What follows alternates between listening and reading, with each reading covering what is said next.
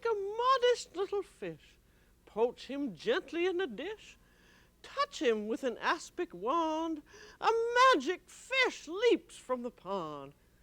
Be a fairy godmother to a fish today on the French Chef.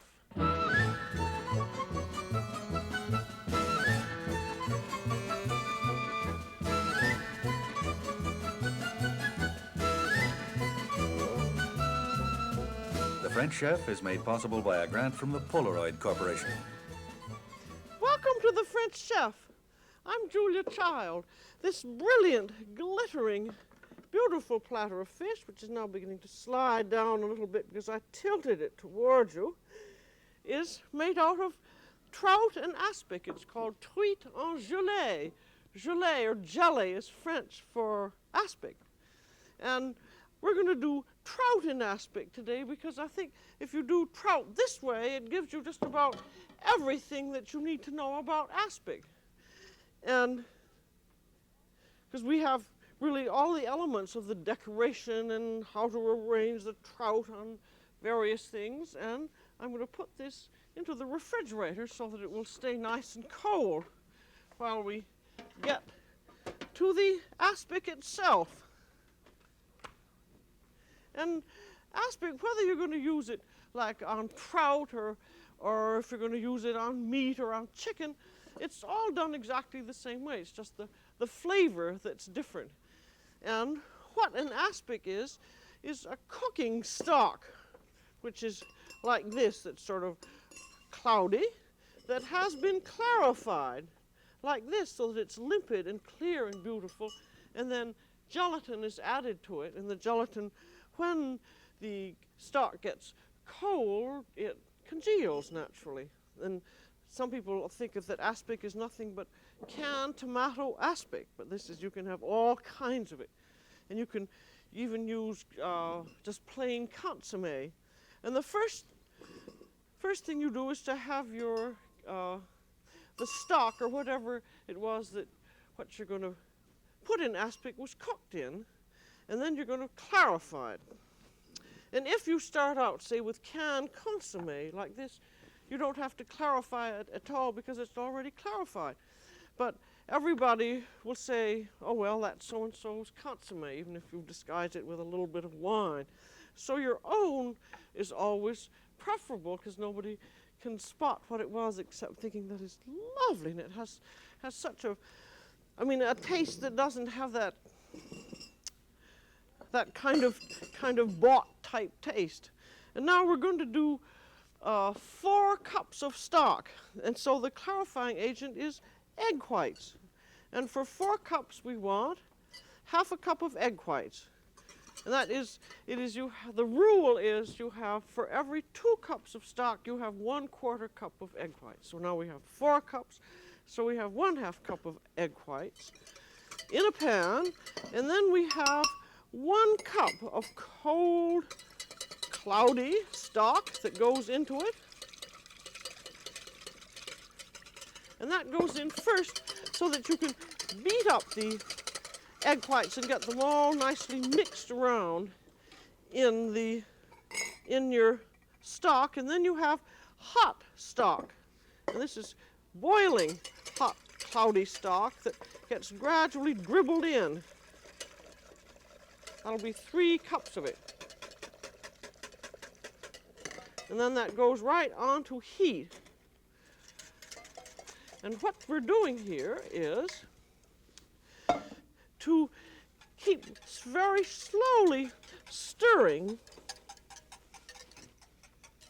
with a wire whip so as the egg whites and the stock are completely blended together until the mixture comes up to the simmer and the egg whites coagulate. And what the egg whites have is albumin, and the albumin acts like a magnet, and it draws all those little particles of the cloudiness of the stock to themselves, and you're going to see it's an absolutely magical process.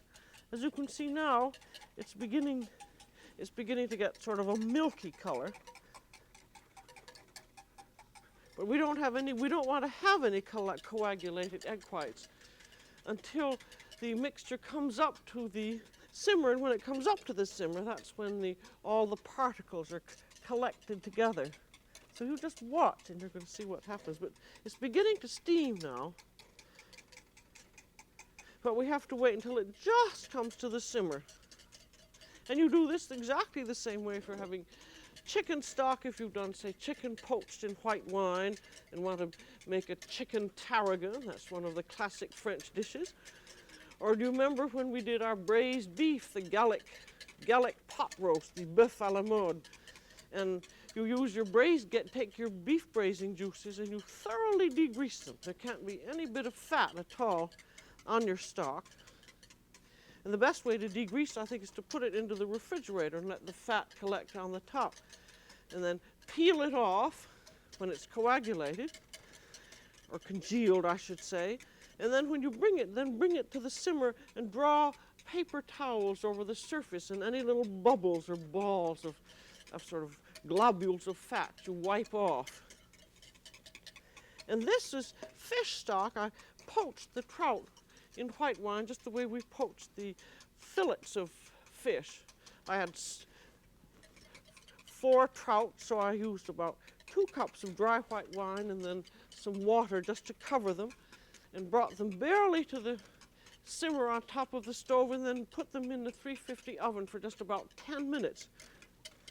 And when you opened up the fish and looked very gently, inside into the stomach cavity there, everything was white and there wasn't any trace of rosiness, and that shows that they're done, because you don't want to overcook them. Look at that, how wonderfully, that's almost it. It's very milky now, but it hasn't yet come to the simmer. So I'll go on about how to cook the trout. About 10 minutes, and then take them out of the oven after they've been poached and let them sit in the poaching liquid for half an hour because they absorb its flavor. And then you have to take them out one by one and drain them, because if you leave them in the dish, they all stick together. Now this is almost come to the simmer, but not quite. You have to stop every once in a while.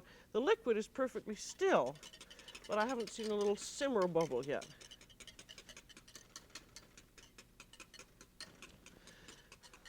Then you take your trout out of the poaching liquid and put them separately in paper, because if you let them touch, they'll stick together. Put them in the refrigerator and chill them, and then you have your beautiful poaching liquid, and you can add some chicken stock to that. Say 1 can of chicken stock or 1 cup. And boil it down to concentrate the flavor, and there you are, your poaching liquid. Now look at this. I think this is now just about ready. We're just going to wait. Look, it's beginning now. As you see, it's just beginning to separate a little bit. Looking around every side to see. Yes, look, down here. Isn't that fascinating? I'm going to move this over to a less strong heat. And as soon as that has started, you then leave this on the heat and you let it cook for 15 minutes. You keep turning it for 5 minutes, turn it 5 minutes again, and finally, here you are, it has finished. As you can see very clearly there, that the egg has all coagulated, leaving this perfectly clear jelly. Not jelly, consommé. And now you have to strain it. And this you have to do very carefully. And you have a bowl, and then you have a big colander or something set in the bowl, a colander, and then a strainer. And then on top of the strainer is some damp, washed cheesecloth. And the idea of having this strange contraption is that when you put this mixture in, you don't want it to touch the clarified consommé. You could call this a fish consommé that has dribbled on through. Now look it. And you want to be very, very careful here that you do this very gently, because if you are rough with the egg whites, their particles of them will come through these 4 layers of cheesecloth, and then you'll have to just strain it again. So do this very gently, as we call this the gentle art of clarification. And if by chance, after you've done it, you find that it's still cloudy, that you might have heated it too fast, you just redo it. But if you're really very, very careful, it should be perfectly all right every time. The reason most people add a little chicken stock to fish stock is that fish stock all by itself is sometimes a little difficult to clarify, and the addition of chicken stock seems to help. But there is the bottom, down there is the bottom of all those coagulated, or whatever you call them, egg whites. And now you let it drain through, and you don't, it's just like jelly, you're not supposed to squeeze the cloth. But it's because if you do squeeze it, you may squeeze through some of the egg whites. Now after some, I'm not going to let the whole thing dribble through, but after it has all done, then you can take and squeeze the cloth into a little jar and use that for something else. One would normally leave it longer till the whole thing had strained through. But as you look at from that cloudy business, it really is a magical thing, and it's very interesting to taste it, because when you taste the other stock is perfectly good, but somehow tasting this clarified stuff, it just tastes as sparkling as it looks. It's a really, I think it's great fun to do. And what is very good about it too is it doesn't taste like anybody's can. And now to turn this into an aspic, we simply want to dissolve some gelatin in it. So we're going to use, I want 4 cups.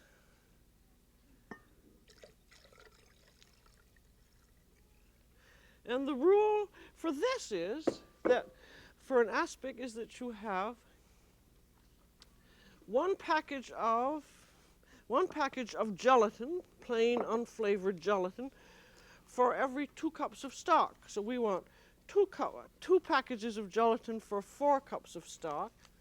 That is dissolved in 1/3 of a cup of port wine.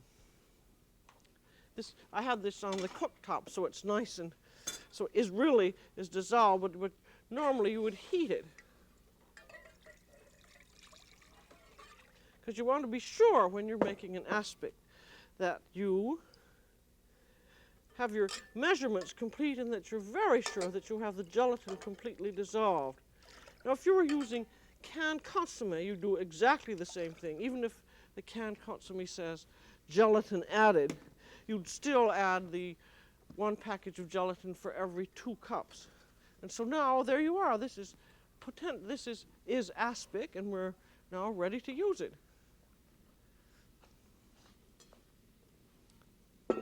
I'm now going to get out that trout so that we can point out what it had, so that you know what we're doing.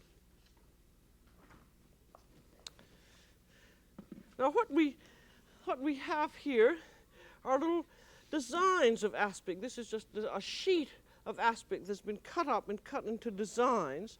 And then you have chopped aspic on the platter, and you have a bed of aspic on which the chopped aspic is, and then you have the trout, which have their designs, and they have also been glazed in aspic. So you really, with the trout, you have just about the whole thing. And meat or chicken you would do exactly the same way.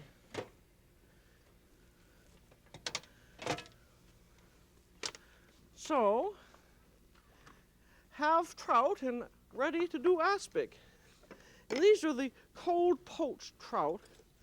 And I'm going to put my glasses on here.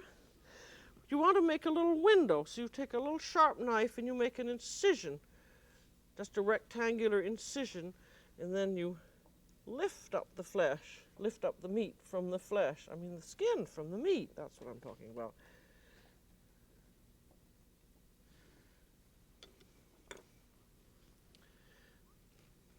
For one thing I forgot to do is one of the first things you do is you pour a layer of aspic in the pan about almost half an inch deep, about 3/8 of an inch deep, and you let that chill in the refrigerator. I'll pretend that this is the refrigerator. And this is what you use for your decorations. Then we've taken out the skin, the window skin. And then you also want to take out the eyes because they're not very pretty. And you can put in some parsley or something else. In France, they always serve a fish with its head on. And I know in America, some people we're inclined to be so squeamish about things that some people are horrified at having fish with eyes, with heads on. But in France, if you have a fish without its head on, that's a very bad sign because you'd say, when you wouldn't know what it was or how fresh it was. You wouldn't think of buying or serving a fish without its head. And besides, it's much prettier with its head on. Now, here's one of your great tricks in the aspic. You have your large pan of aspic like this, which you keep warm, and then you have a small pan, and you have ice. In the small pan, you put in the ice, and you have to stir it around until it's cold and almost set. And again, I keep going back to chicken or beef. This is exactly no matter what you're going to do, these are the rules for aspic. Because the idea is your fish is very cold and your aspic is very cold, and you stir it until it's almost syrupy. And so you just have as much in this little pan as you think you're going to need. And it sets very quickly. You can see whether it's cold. It is cold, as usual, with your very impeccable finger. Now it's cold, but not quite set, and you spoon a layer over your very cold fish. And the first layer doesn't adhere very well, ever. But do not get discouraged by that. And I'm having the fish on a rack over a tray, and all the aspic that falls into the tray you can recover again. Now what you do here, you put on about 2 or 3 layers of aspic until you've built up about 1/8 of an inch. Now after one layer, now ordinarily you would put it into the refrigerator and let it set for about 10 minutes. And then you do the same thing again with a little bit more aspic. You'd spoon on some more and then let it set. And finally, after you've built on a nice layer, you're ready to put on your decorations. And in this case, we're going to do mimosa decorations. I guess I'll put those over here. And I have some mimosa flower. And this is a green of leek, or you can use the green of a scallion and blanch it, which means just boil it for just 2 or 3 minutes until it's limp, and then you cut it, and then make a little green branch.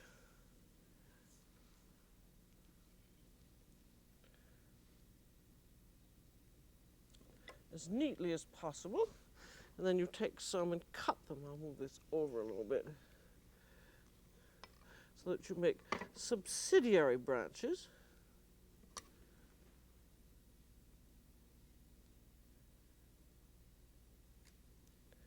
As pretty a curve as possible. That's why you blanch it, because if you didn't, you wouldn't be able to bend them around.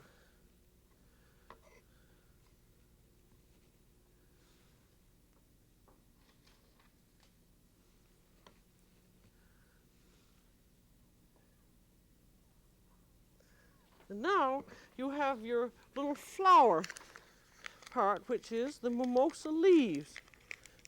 The mimosa is sort of the classic decoration that they use. And this is just egg yolk softened with a little bit of mayonnaise and a paper cone. I've got to make a little more of a hole there. And then you glaze it again after this is going on. That doesn't seem to be coming out.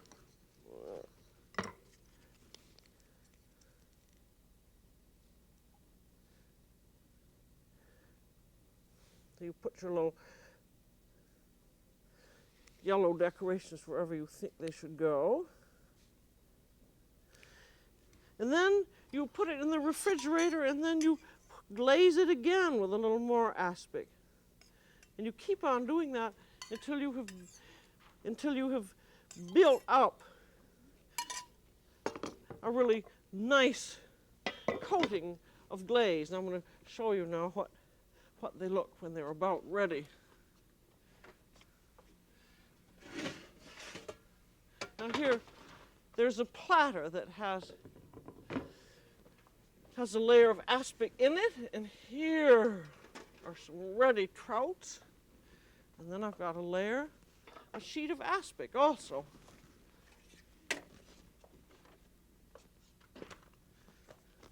There's a sheet of aspic in the, right now to get the trout upon the dish. Get some of this out of the way.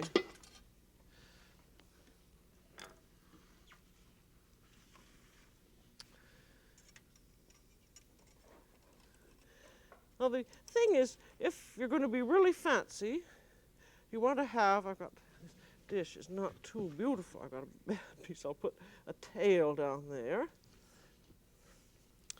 And if you're really good,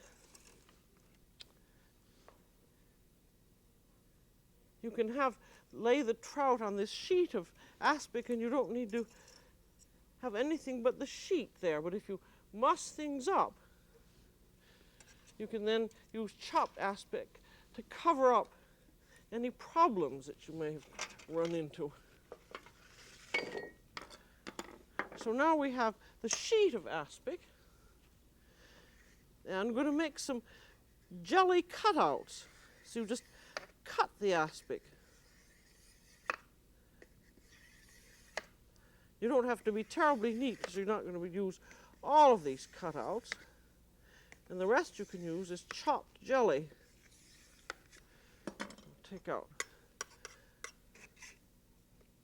You have to have the aspic thick enough so you can lift it up. There's a nice big piece.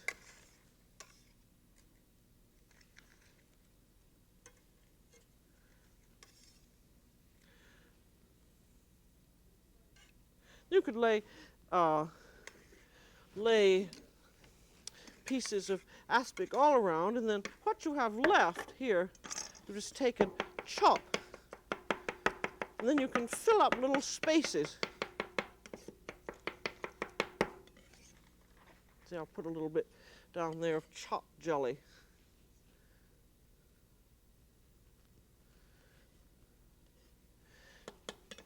Now you have the problem here of what you want to do with this sort of open part. You can put a little bit of jelly in there to hide that rather blank place. If you have your own trout, you can open them through the gills. You remember we had that marvelous French female fish professor who emptied fish by the gills. And that, if you're really going to be fancy, that's the way to do it, because then you have hidden this rather open gill place. I'm going to put a little bit of chopped jelly in the central part there.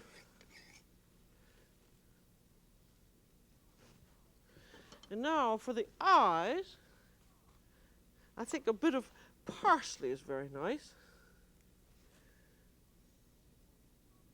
Talking to somebody the other day who said that they didn't care at all for having a green olive with a red pimento in it as an eye. They found that quite distasteful, so I think parsley really is probably better.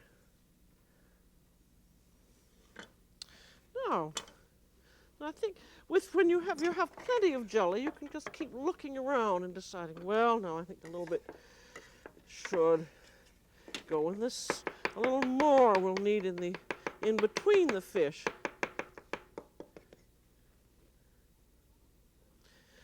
And I think also having your own gelatin and its lovely taste, it's extremely good to eat. It's actually quite a revelation to a lot of people who have never had homemade soup or homemade gelatin or consommé. Just the taste of, where else? I'll just put a little bit more in there, I think. I think I'm going to leave the fan shape of the tail. I think that's all right. I'm going to put 2 more pieces. There. The more time you have, the more fun you can have in the decoration. And there we are, avec les truites en gelée.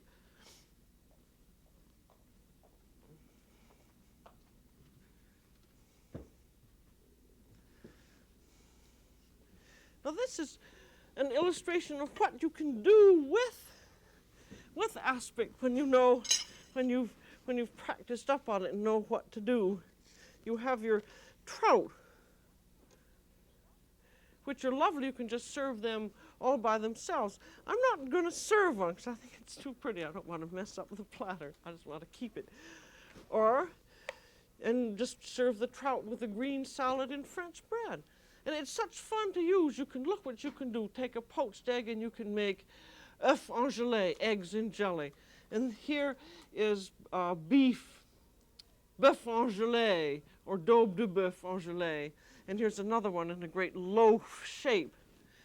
And to think that you can turn a simple citizen of the sea into a fancy, fan-shaped fish phantasmagoria like this.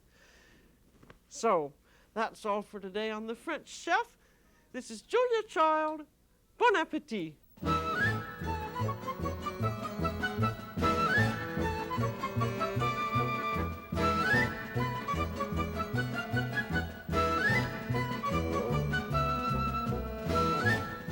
This program was made possible by a grant from Polaroid Corporation.